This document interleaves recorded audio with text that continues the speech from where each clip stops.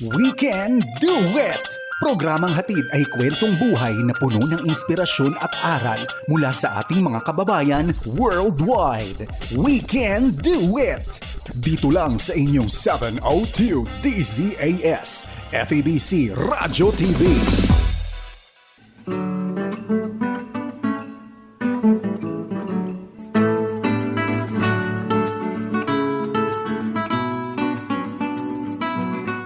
Well, kamusta po mga kaibigan? Yes. Ito ang ating special program, We Can Do It. Yes, that's right. At ito ay anniversary offering natin sa ating mga listeners, Tan. Pero baka dapat ngayon We Can Trio.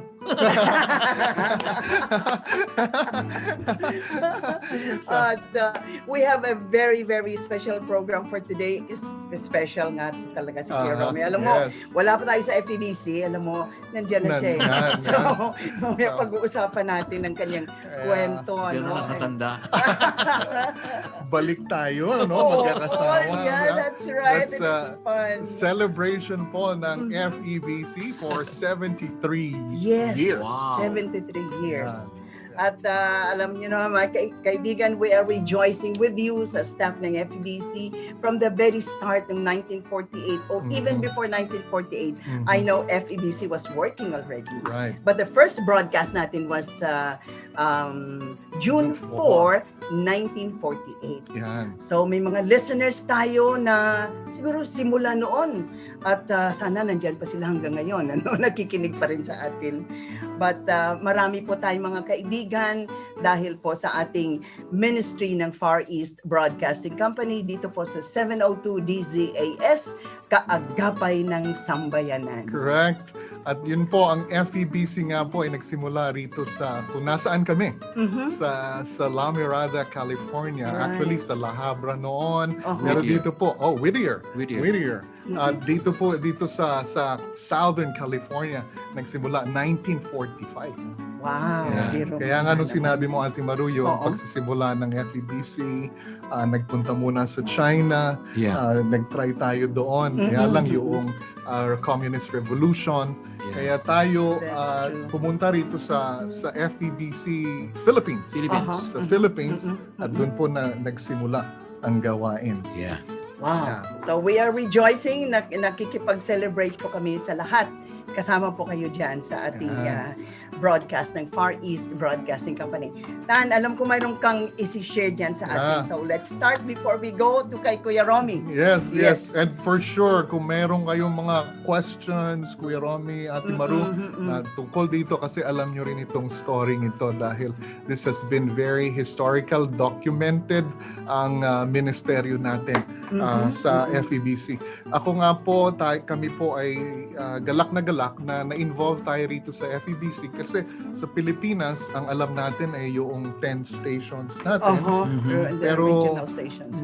We have shortwave programs, mga reach natin doon, China, Russia, India, Cambodia, Japan, tapos meron tayong mga ethnic languages na inaabot. Kaya noong napadpad po tayo sa US, na-involved po ako sa mga international ministries natin. Yes. We're so thankful for that. Kaya po kayo, gusto rin ho naming ipabatid sa inyo, ipaalam sa inyo na ang FEBC po ay all around the world. Yes. So sa mga about 50 countries yung ating pong broadcast. However, ang gusto kong i-highlight sa atin ngayon ang ating pong ministry sa Hmong. Yan. Ang Hmong ministry po natin ay historical, documented. In fact, sabi nga po ng mga missiologists dito, ang pag-abot sa Hmong people group, sila po ay nasa Vietnam, nasa Northern Vietnam, nasa China, nasa Myanmar, nasa Laos. So, ang tawag kasi natin sa kanila transnational groups. Kasi they are located all over. Noon po kasi wala hong border. So nandun sila sa mga bundok, pero dahil nagkaroon ng border, ang colonization, nagkaroon ng mga border. May sarili silang language. Meron, ano? meron. Meron. Kaya yun ho ang nakip nila. And also their culture, yung tradition nila, nakip nila yon. Yeah. Oh, Now, I see. however, ang mga Hmong po ay mga animist. Mhm. At yung parang tayo noon, mga Mhm. Pilipino, di ba? Mhm. May mga anito tayo. Anito. Oo, Oo, mga animist din sila. At connected rin yan sa worship sa kanilang mga ancestors. Okay. Yeah, so more on the Chinese influence sa kanila. Mhm. Pero yun ho, nung nagsimula ang FEBC sa mga Hmong ay 1975. Oh, wow. Okay? Mhm. 1975. Pero ho, within those years, actually, meron ho akong study na gustong ipakita sa inyo, ipahatid sa inyo. Ito po ay study mismo ng isang professor missions para ho talagang i-document niya yung mga nangyari sa ministeryo ng pag-abot sa mga Hmong. Mhm, mhm. Within the 35 years since 1985 to this year, ay meron hong about 500,000 Christians na mga Hmong. Mhm. Out of 1.2 million Yeah. na population. So it's Okay. really a great percentage. Mhm. It's a big percentage. So ang sabi nga po niya ay ayoko hong banggitin yung pangalan niya, mas gusto kong I'm just quoting this Yes. Oo. dahil ho ito'y study. Mhm. It is reasonable to claim that a mass movement of this magnitude among a ethnic group which has embraced a radically different religion has no parallel. Walang yung ibang-iba ang nangyari in recent history anywhere in the world when considering raw numbers, speed of spread, and scope of acceptance. Kumbaga sa missions, Mm-mm. this is one of a kind sa pag-reach ng natin sa mga Hmong people group. Now, kaya ho natin to na babanggit ay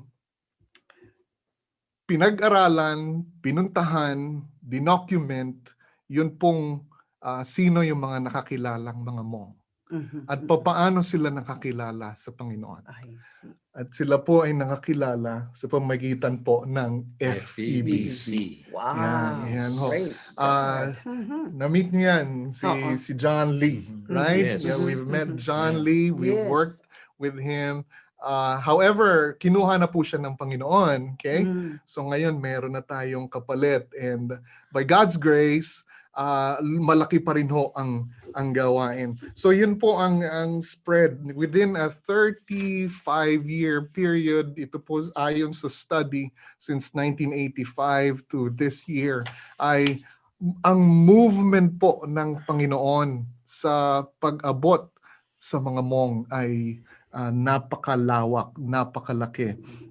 Magbabasa ho ako ng mga a little bit of their testimonies sa susunod next week. Mhm. Yeah. Binigyan ko lamang ho kayo ng a little bit of background on this kasi meron tayong kasama rito. Mas gusto kong may marami tayong oras kay Actually, Kuya Ram. Tan, Hmong is a tribe in In Vietnam, Vietnam. actually yes. they are in different countries. Okay. Kaya tawag natin transnational. Oh, okay. Nasa Laos, Mm-mm. pero marami sa Vietnam. Oh, Marami sa Vietnam. okay. Nasa Laos sila, nasa Myanmar, Mm-mm. nasa China. Mhm. Yeah. Dyan sa area niyan. And nagpapasalamat tayo sa Panginoon dahil ito nga po ay nagpapatuloy. So nauna na si John Lee, kinuha na ng Panginoon, Mm-mm. pero ngayon ay nagpapatuloy pa rin. Meron tayong kapalit. Amen. Hindi Praise ko papanggitin yung pangalan niya, Mm-mm. pero nasa Facebook din siya eh. Oo, no? He's on Mm-mm. Facebook Live and thousands of listeners. Oh. Yeah. So meron pa rin tayong shortwave, meron pa rin tayong Facebook. Mhm. Ngayon nagsisimula na tayo sa WeChat Mm-mm. dahil sa new media. And yun po, kasama ho natin sa trabaho yung pakikipag-ugnayan natin sa ethnic. Kasi sa ministry na I'm involved in right now, we're handling 17 ethnic language group, ethnic Wow. people's group. So, nagpapasalamat tayo dyan. That's Yeah. right. So, Ate Maru, gusto ko lang basahin. Sabi nga ho natin, you always hear me saying this, Missio Dei. Ito po ang gawain, misyon ng ating pong Diyos. Mission Day. Yeah, kaya ho Yes. ang FEBC ay isa sa mga ginamit ng Panginoon sa pag-abot sa mga Hmong. Kasama rin ho natin ng iglesia. We always works hand in hand with the local churches pero dahil dito nga sa FEBC broadcast ay naging kilala nila ang ating Panginoong Hesus. Pero ho, sa verse natin ngayon mula sa Gawa kabanata 1 talatang 8, sa halip tatanggap kayo ng kapangyarihan pagbaba sa inyo ng banal na espiritu at kayo'y magiging mga saksi ko sa Jerusalem, sa buong Judea at Samaria hanggang sa dulo ng daigdig. Amen. Amen. Wow. Yeah. Sa tulong po ng broadcast ay napapahayag po natin ang salita ng Diyos kasi you can do it, you can do it, really we can do it too, you can do it, we can do it, really we can do it too.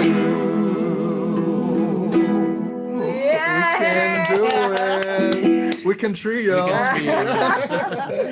We can do it. Akala ko with the nung help una of the sinabi Lord. mo you can do it. Do it talaga ang nasa isip ko. Oh, do it yan talaga. Ganun ba? Oh, the Do program it. is really do it. We can do it. We can do it talaga yan. Sounds like lang ito. Oo, yeah. We can trio. We can do it daw sa tulong ng Panginoon. Amen. Ayan. Yeah. Okay, ito na po ang hinihintay ng marami siguro to see and hear si Kuya Romy Dinglas. Kuya Romy, when was the last time ka umalis sa FEBC? What year was that? 1981? No, 1992. 1992. Yeah. Okay. So, 22 years ako doon. 22 years. Oo. Mhm. Ako naman ay 12 years. So, after ko pala umalis, may 10 years ka pa doon. Pero Kuya Romy, ikwento mo sa amin, Kuya Romy, how did you find FEBC? Paano ka pa nakapasok sa FEBC? Kasi wala pa kami noon, nasa FEBC ka na. Listener na ako ng FEBC that time. Hindi pa ako Kristiyano. Pero hindi DZS. Oh. DZFE. Kasi mahilig kami sa classical Classical music. Yeah, oo. Okay, okay. So hindi ko pa alam ang DZS that time. Hindi pa kami Kristiyano. Oo. Talagang musical na musical. Musical na. Oo. Talagang FE listener kami. Yeah. Talaga. Gusto ko yung mga opera. Ganon mga opera. Oo. Hindi ko alam yung palang DZFE, kapatid ng DZS. Nung naging Kristiyano na ako. Right. Kaya naman ako napasok sa FEBC dahil sa nung kami nag-tour dito sa Amerika noong 1971 ng Mispa Trio, naging trio na, Oo. Ruben Baruel, Ah. Benjamin Baruel, ako, si Mr. Atienza, si Mrs. Atienza, at saka si Kaesong. Nag-tour kami ng 27 state that time. Nung kami na sa Fresno, tandang-tanda ko, nag-heart-to-heart talk kami ni Mr. Bowman at saka ng Baruel Brothers. Tatlo kami. Okay. Kami lang. Hindi kasama sila, Kaesong sila. Kami lang talaga. Na inano ni Mr. Bowman ang ministry ng FEBC. Alam mo si Mr. Bowman pag FEBC yeah. talaga detalye. Tama Yung yun. pala sasabihin lang sa amin tatlo na when you go back to the Philippines, you are welcome to join FEBC. Yun, that time na yun. So pinasasagot na kami that time. Yung magkapatid, sumagot ng oo. Ako hindi. Sabi ko, I'm very sorry, Mr. Bowman, kasi may nag-aantay sa akin trabaho sa World Outreach Literature Center. Ako ang in charge ng correspondence course. I see. Nag-enjoy ako masyado sa trabaho ko that time. Kaya yun parang naisip ko. So sumagot sila, oo. Ako hindi. Nung bumalik lang kami sa Philippines, Ang nangyari, ako naging FEBC, yung dalawa hindi. Pero Okay. yung Baliktad. pagpunta nyo rito sa Amerika, dahil naging singing group kayo Loan lang kami, on loan lang. ng FEBC. FEBC. Mhm. Nag-ano kami, fundraising for FEBC. Okay, Time, okay. yeah. Oo. Mm-mm. 27 states, cross country yun eh. Kasi kayo yung kilalang yung singing group That time. that Christian. That time. That Hanggang time. na yun. Miss Pakulo. Miss Patria. During that time, kami pa talagang ano. Kaya kaming kinuha ni Mr. Atienza, which is approved by FEBC. Yeah. So, on loan lang kami actually. Oo. Oh, wow. On loan lang kami. Sige, anong year yun? Anong year? 71. 71. Hindi kami talaga FEBC. Okay. Winter time. Oo. Mhm. Winter time na punta kami dito. Kaya ginaw kami. First time mo nun sa First Amerika. time sa First time sa Amerika. Amerika. 27 states ang napuntahan namin. Hanggang New York, hanggang yeah. Cross country. Mm-mm, Yeah. mm-mm, mm-mm. Yun. At pagbalik ko sa FEBC, pagbalik ko sa trabaho ko, may tumawag sa akin. Si Glendin. Oh, yes. oo. Inanyahan ako na pumunta sa, kung pwede na ako makausap. Sabi ko, okay. Pumunta ako sa Mm-mm, FEBC. mm-mm. Kinausap ako yung ganun ng ganyan. We need a musician, sabi ganun. Sinuggest ka ni Mr. Sino yung dating matay na? Yung mataas din. Sa Vice President Vice ng Pre- FEBC. Sumunod kay Mr. Buman. Nakalimutan ko na. Oo. Ale, sige. Kahit na sino. Oo. Vice President. Through him, kinuusap. Yung Romy Dinglas bumalik na dito sa Philippines. Mm. Pwede mong mahanapin. So, yun, tinawag ako. Yun, right there and then. Sumagot ako. Wow. Kaya naging FEBC na ako that time. I see. 72. Aha. 72. Okay. Hindi, 71 pa. 71 pa 71, rin. same Okay. year. Same year. Same Oo, year. pagbalik ko, Oh, wow. 71 pa rin. 71. Yeah. So anong pinakaunang work mo, Kuya Romy, aside from being as a singer of the station? Wala lang. Sa Chordsmen kami, nagpa-fundraising kami for FEBC. Singer. I see. Singer Singing pa rin. group. Yeah, singing pa rin. May Kaya singing parang- group na chords. Kaya parang ang sarap, sabi ko. Ano? Hindi ako nag-office. Doon lang ako sa Oo. Kaya pinapractice sila Boy Matias, sila Oo. yeah, oo. Aha. Ang Kasi- sarap naman. Kasi puro country sila. Iniba ko. Mm-mm. Ginawa ko medyo, modern ng Modern ng konti. konti. Oo.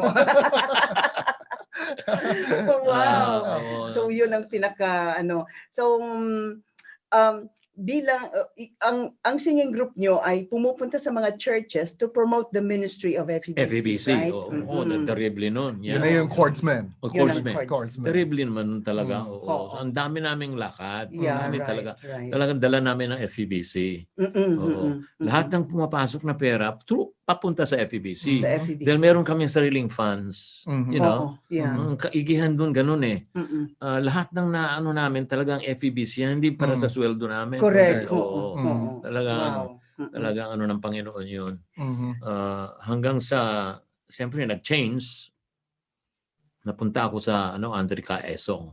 Oo. I see. Fundraising pa rin. Fundraising. Oo. Fundraising pa rin. So ang music talaga kasama ng FEBC from the very start. yes, ano? yes. Yeah. Oo. Yes. Kasi si Mr. Bowman Oo. singer eh. Kasi, Haven right. of Rest. Mm-mm. Yeah, Haven of Rest. talagang yung nag-umpisa FEBC through music din. Mm. Yeah. Mm-mm. Sabi Eh ni talaga Mr. namang Bowman. kaakibat ng radyo ang Ang musika. Yes. Musika. Sa Yes. church, siyempre, of Yeah, course. oh, Sa Christian definitely. natin. Oo. Kaya that's where we develop yung ating mga listeners and mga donors natin sa FEBC, di ba?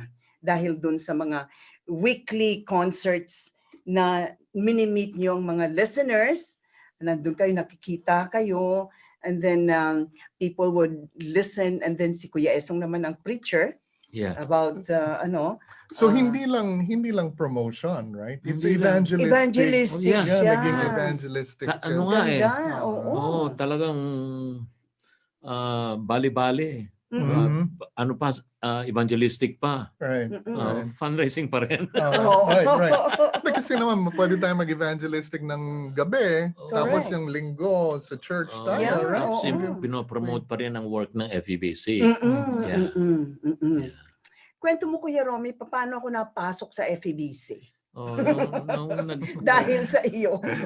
pangalan niya, Chordsman. Ang sabi Oo. gusto ni Glendin, magkaroon kami ng babae. Now, sino Mhm. si Glendin? Anong role ni Glendin? He's a noon? missionary. yun. Oh, missionary pero nasa ng music. FEBC. Oo. Hindi. Hindi. Hindi sa music. Oh, okay, okay. Part lang yun. Okay. Announcer siya. Oo. Ah, Mm-mm, okay. mm-mm. Si Yeah. Glendin, kung hindi tatanong, malaki ang pinapasok sa FEBC Oo, no. through Glendin that Mhm. time. Fundraiser talaga Ah, siya. fundraiser He's a siya. very good man. Alam mo bang kami nakapag-fund nung pumunta ang Chordsman dito? Mm.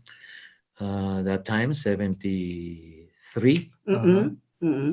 Yung new build, yung bagay sira na ngayon.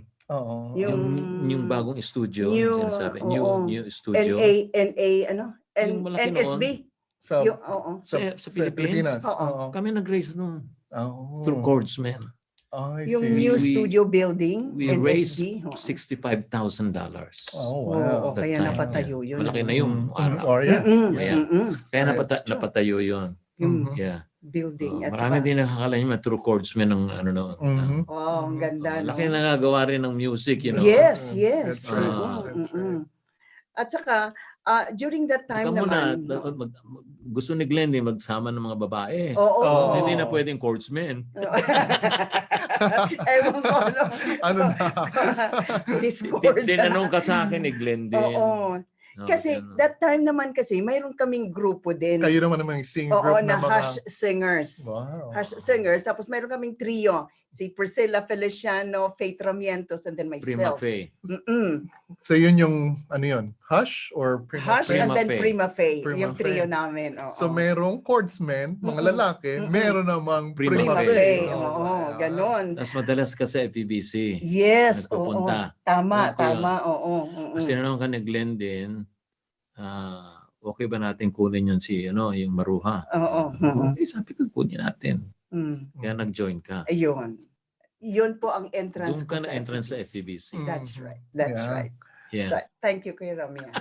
Talaga, kundi sa'yo, kundi ka umuo, di wala ako doon. But, Tapos yun po. ano nangyari? Naging singing group kayo? Magkakasama oh yes, kayo? I joined them sa mga ano Oo. na. Mm. Basta may nangyari na, huwag na natin pag-usapan yun. Kumbaga, nabuwag yung Oo. Chordsmen. Chordsmen. Oo. Okay? Nabuwag din yung hash. Nabuwag din ang Oo. Haas. Oo. So si Maru, at least nandun na sa FEBC. Yeah, right. Nilagay nga ako kay Kaeso. Mm-mm. Tapos, dumating si Humawa, natanda niyo si Mr. Humawa. Mm. Oo, si Balik RBJ. namin galing sa dito tour namin, binago. Mhm. So parang nawala yung napunta ako sa banquet. Oh, okay. Oh, Napunta ako sa banquet. Punta ako kay Direk. fundraising pa rin. Sabi ko, Direk, hindi ho bang alisin niyo na ako sa banquet. O sige, sa gano'n. Aalis si Direct Magbanwa. Oh, direct Direct Magbanwa. Oh, okay. Oh, Sige, direct. oh, yes, yes. Okay, dadaling kita uli sa music. Under ka kay Dr. England. Natanda niyo si Ah, Dr. England? Ayan na si Dr. England. Siya yung musician. Correct. Yeah. Ayan. Yan yung hymnody. Right. Yeah, him na right. department. Ang trabaho ni Dr. England, kaya music pa rin ako eh. Yeah, Yeah, yeah. talaga music. Sekretary niya ako. Hirap na hirap ako kumuha ng dictation. Hindi naman ako sekretary. Buti na lang. Dapat notation ka. Oo, buti na lang At saka English ng English yun, Dr. England. Oo eh. nga eh. Sa England. Sa England. Natatawa na lang si Dr. England sa akin eh.